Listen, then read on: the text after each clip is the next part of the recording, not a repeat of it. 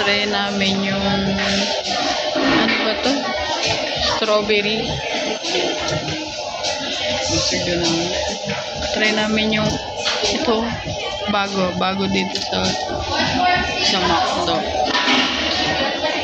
Ano ko? Ito bago.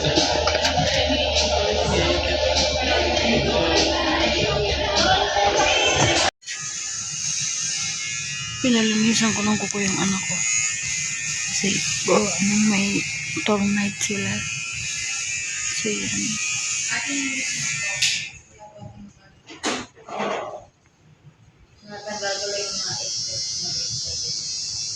Sarap buhay.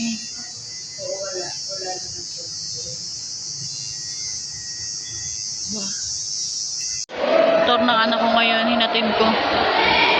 Ngayon dito. Kanina pa kami dito, mga 8 kasi umuulan. Lakas ng ulan kanina, guys. Ang dami mga estudyante yan. By group sila, by group. Ay, yung mga nakadilaw, ibang bus yan. 3 bus daw eh. Ang dami din naman nila yan. O, diba? Excited yung mga bata. Ingat kayo mga dyanakis ko. So, yung anak ko nandoon, nag-ayos ng ano niya. So, pinakain ko muna yung anak ko dun sa Bonchon. Para pag biyahe is busog na. Pagod din kami kahapon. Diyos ko. Hanap ng mga kulang-kulang na gagamitin. So, yan. Mga excited na yung mga bata. Ayan na yung anak ko. Palapit. Oh, yan. Ayan ang aking anak ko. Nakapink sila kasi tourism sila eh. Ayan. Guys, nag-check na sila ng mga gamit. Buti na lang yung kanyang panty pinabalot ko dun sa ano. Sabi ko sa kanya kasi magbubulat-lat ng mga gamit. So, yan. Ayaw niya maniwala sa akin dati eh. Buti naka-separate lahat. So, yan na nakabuka na yung mga gamit.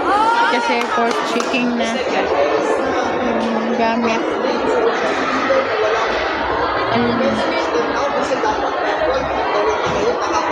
Na yung checking ng anak ko dahil sabi ko ako nag-ayos ng kanyang gamit kasi nag-check sila kasi baka daw may dalang alak or sigarilyo.